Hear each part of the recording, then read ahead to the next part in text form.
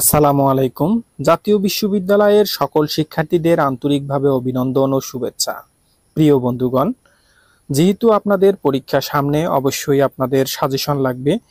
এই বিষয়ে চিন্তা করে আপনাদের আজকে রাষ্ট্রবিজ্ঞান বিভাগের অনার্স দ্বিতীয় বর্ষের বাংলাদেশের রাজনৈতিক অর্থনীতি সাজেশন দিব। বিষয় কোড হচ্ছে 22-19-03। তাহলে শুরু করি। আপনারা এই সাজেশনটি ফলো করলে অবশ্যই 100% কমন পাবেন ইনশাআল্লাহ। রাজনৈতিক অর্থনীতি সাজেশন ক বিভাগ, অতি সংক্ষিপ্ত প্রশ্ন উত্তর প্রথমে দিব। ক বিভাগ, খ বিভাগ, গ বিভাগ তিনটারই সাজেশন দিব। প্রথমে আমরা ক বিভাগ শুরু করতেছি। রাজনৈতিক অর্থনীতির জনক কে? উত্তর, রাজনৈতিক অর্থনীতির জনক অ্যাডাম স্মিথ। পলিটিক্যাল ইকোনমি কথাটি সর্বপ্রথম ব্যবহার করেন কে? উত্তর, ফরাসি অর্থনীতিবিদ অ্যান্টোনিও ডি মন্টেরিটেইন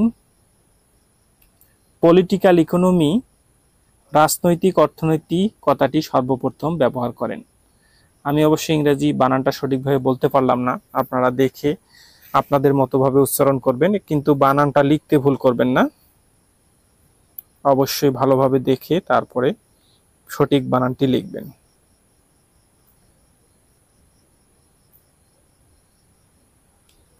রাষ্ট্র শোষণের হাতিয়ার উক্তিটি কার? রাষ্ট্র শোষণের হাতিয়ার উক্তিটি কার্ল মার্কসের। বৈজ্ঞানিক সমাজতন্ত্রের জনক কে? বৈজ্ঞানিক সমাজতন্ত্রের জনক কার্ল মার্কস। মধ্যবর্তী শাসন ব্যবস্থার ধারণাটির প্রবক্তা কে? মধ্যবর্তী শাসন ব্যবস্থার ধারণাটির প্রবক্তা মাইকেল কালেস্কি। অর্থনীতি উন্নয়নের তিনটি পূর্বশর্ত লেখো। উত্তর, অর্থনীতি উন্নয়নের তিনটি পূর্বশর্ত হলো: এক হচ্ছে দক্ষ জনশক্তি, 2 উন্নত অর্থনৈতিক কাঠামো, 3 প্রাকৃতিক সম্পদ। বাংলাদেশের কৃষি ঋণের উৎস কয়টি? বাংলাদেশের কৃষি ঋণের উৎস 2টি। কখন কৃষি উন্নয়ন ব্যাংক প্রথম প্রতিষ্ঠিত হয়? 1957 সালে কৃষি উন্নয়ন ব্যাংক প্রথম প্রতিষ্ঠিত হয়। ভূমিস্বত্ব ব্যবস্থা কি? বিধিবিধান ও রীতিনীতি, এখানে রীতিনীতি হবে, দ্বারা ভূমি নিয়ন্ত্রণ, অধিকার, ভূমিতে জনসাধারণ ও রাষ্ট্রের মালিকানা, ভোগ দখল সংক্রান্ত বিভিন্ন সত্ত্ব নির্ধারিত হয়, সেগুলোর সমষ্টিকে ভূমিস্বত্ব ব্যবস্থা বলে। বাংলাদেশে কত বিঘা পর্যন্ত জমির খাজনা মাফ? বাংলাদেশে 25 বিঘা পর্যন্ত জমির খাজনা মাফ। বেসরকারীকরণ বোর্ড কখন গঠিত হয়? বেসরকারীকরণ বোর্ড 1993 সালে গঠিত হয়। বাংলাদেশের দ্বিতীয় পঞ্চবার্ষিকী পরিকল্পনা শুরুর সন কোনটি? বাংলাদেশের দ্বিতীয় পঞ্চবার্ষিকী পরিকল্পনা শুরুর সন 1980 সালে।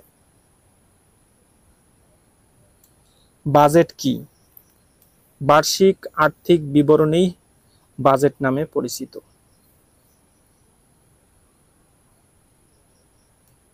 বিএডিসি এর পূর্ণরূপ কি?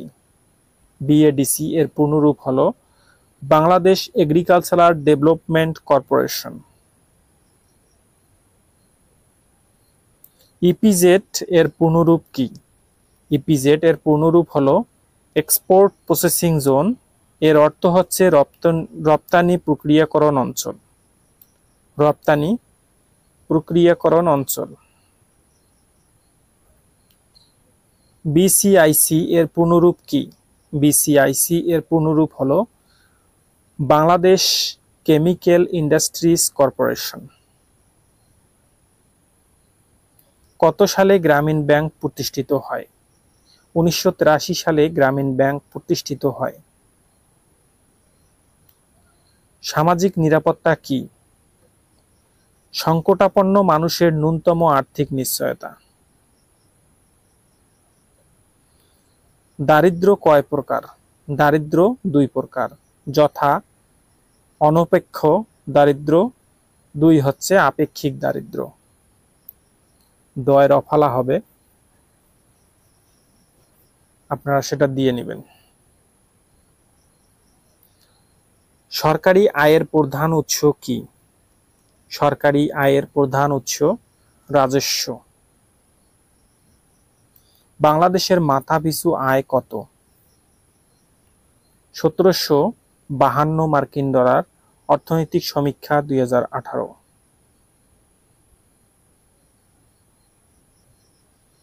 কর কি?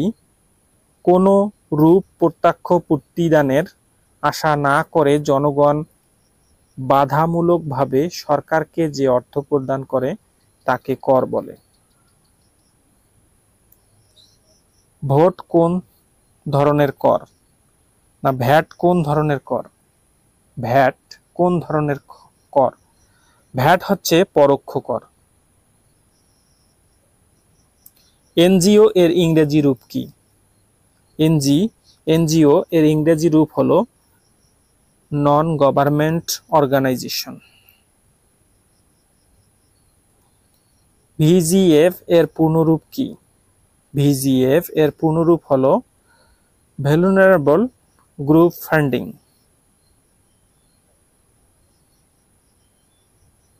ভ্যালুনারেবল গ্রুপ ফান্ডিং। মূসক কি? কাঁচামালের মূল্য, এখানে কাঁচামাল লেখা আছে, কাঁচামাল হবে।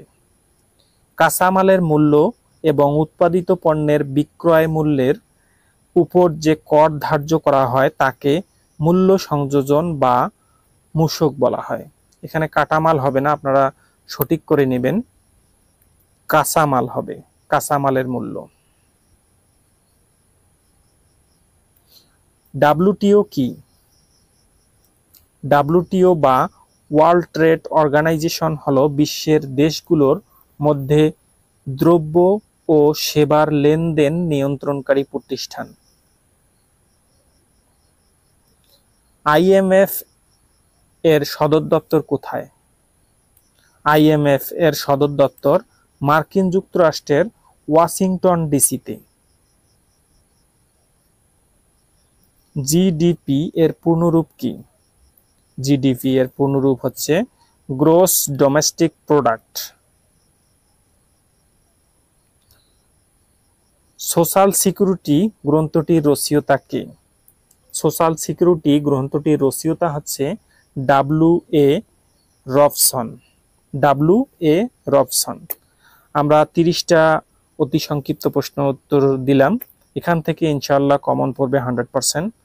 এখন আমরা খ বিভাগ শুরু করব। খ বিভাগ যেসব প্রশ্ন দিব অবশ্যই ভালোভাবে পড়বেন, এখান থেকে কিন্তু অবশ্যই 100% কমন পড়বে। পরবর্তীতে কিছুদিনের মধ্যে আমি শর্ট সাজেশন দিব, সেটাও পড়বেন। তবে শর্ট সাজেশনের একটা সমস্যা হলো শর্ট সাজেশন থেকে সব সময় 100% কমন পড়ে না। এই কারণে আপনারা একটু বেশি হলেও এই সাজেশনটা এখন থেকে ফলো করবেন, তাহলে ইনশাআল্লাহ আপনারা 100% কমন পাবেন ইনশাআল্লাহ। খ বিভাগ সংক্ষিপ্ত প্রশ্ন উত্তর। এক হচ্ছে অর্থনৈতিক ক্ষমতা কি? 2 রাজনৈতিক অর্থনীতির সংজ্ঞা দাও। 3 পুঁজিবাদ কি? 4 মুক্তবাজার অর্থনীতির সংজ্ঞা দাও। 5 উন্নয়নশীল দেশ কাকে বলে? 6 কৃষির আধুনিকীকরণ কাকে বলে? 7 ভূমিস্বত্ব ব্যবস্থা কি? 8 কাম্য জনসংখ্যা বলতে কি বোঝো? 9 বেকারত্ব কি? 10 জনসংখ্যা কি? 11 শিল্প শ্রমিক বলতে কি বোঝো? 12 বাংলাদেশের পল্লী উন্নয়নের ক্ষেত্রে বাধাসমূহ উল্লেখ করো। 13 সামাজিক নিরাপত্তা কি? 14 দারিদ্র্য বলতে কি বোঝো? 15 সরকারি অর্থ ব্যবস্থাপনার সংজ্ঞা দাও। 16 অর্থ বিল কি? 17 একটি উত্তম কর কাঠামোর বৈশিষ্ট্য বর্ণনা করো। 18 বৈদেশিক সাহায্য কি। 19 বৈদেশিক সাহায্যের উপর নির্ভরশীলতা হ্রাস করা যায় কিভাবে। 20 আন্তর্জাতিক মুদ্রা তহবিলের গঠন ও ব্যবস্থাপনা আলোচনা করো। এখন হচ্ছে 20টা দিলাম শর্ট কোশ্চেন অথবা সংক্ষিপ্ত কোশ্চেন, তারপরে আমরা রচনামূলক প্রশ্ন দিব। 1 নম্বর হচ্ছে রচনামূলক প্রশ্ন। 1 নম্বর হচ্ছে রাজনৈতিক অর্থনীতি বলতে কি বোঝো। রাজনৈতিক অর্থনীতি পাঠের গুরুত্ব আলোচনা করো। 2 নম্বর মিশ্র অর্থনীতি কি। মিশ্র অর্থনীতির বৈশিষ্ট্য আলোচনা করো। 3 নম্বর হচ্ছে রাজনীতি ও অর্থনীতির মধ্যে সম্পর্ক আলোচনা করো। 4 নম্বর বাংলাদেশে কৃষি আধুনিকীকরণের সমস্যা ও সম্ভাবনা সম্পর্কে আলোচনা করো। 5 নম্বর হচ্ছে ভূমি সংস্কার কি। বাংলাদেশে ভূমি সংস্কারের গুরুত্ব আলোচনা করো। 6 নম্বর হচ্ছে জনসংখ্যা একটি দেশের সম্পদ এবং সমস্যা উভয়ই আলোচনা করো। বাংলাদেশের বেকারত্ব দূরীকরণের সরকারি ও বেসরকারি পদক্ষেপ সমূহ আলোচনা করো। বাংলাদেশের শিল্প উন্নয়নের সমস্যা সমূহ আলোচনা করো। 9 নম্বর হচ্ছে বাংলাদেশের শিল্প জাতীয়করণের সুবিধা ও অসুবিধা আলোচনা করো। 10 নম্বর হচ্ছে বাংলাদেশের গ্রামীণ দারিদ্র্য বিমোচন কুটির শিল্পের ভূমিকা ব্যাখ্যা করো। 11 নম্বর হচ্ছে বাংলাদেশের দারিদ্র্য দূরীকরণের এনজিও গুলোর ভূমিকা আলোচনা করো। 12 নম্বর হচ্ছে বাংলাদেশের সামাজিক নিরাপত্তার জন্য গৃহীত সরকারি কর্মসূচি সমূহ আলোচনা করো। বাংলাদেশের 13 নম্বর হচ্ছে বাংলাদেশের দারিদ্র্য বিমোচনের সরকারি কর্মসূচি আলোচনা করো। 14 নম্বর হচ্ছে বাংলাদেশের সরকারের আয়ের প্রধান উৎসগুলো কি আলোচনা করো। 15 নম্বর হচ্ছে সরকারি বেসরকারি অর্থ ব্যবস্থার মধ্যে তুলনামূলক আলোচনা করো। 16 নম্বর হচ্ছে বাংলাদেশের কর কাঠামো বৈশিষ্ট্য আলোচনা করো। রচনামূলক এই 16টা পড়লেই কিন্তু আপনারা 100% কমন পাবেন, তাই আপনারা শর্ট সাজেশন না খুঁজে এই 16টা প্রশ্ন মনোযোগ সহকারে পড়ে গেলেই আপনারা কিন্তু 100% কমন পাবেন ইনশাআল্লাহ। তো প্রিয় বন্ধুগণ, ভিডিওটি ভালো লাগলে অবশ্যই কমেন্টে জানাবেন এবং লাইক কমেন্ট শেয়ার করবেন, এবং ভিডিওটি যদি আপনাদের কোনো রূপ উপকারে আসে অবশ্যই চ্যানেলটি সাবস্ক্রাইব করে রাখবেন নতুন নতুন ভিডিও পাওয়ার জন্য। ভালো থাকবেন, সুস্থ থাকবেন। আল্লাহ হাফেজ।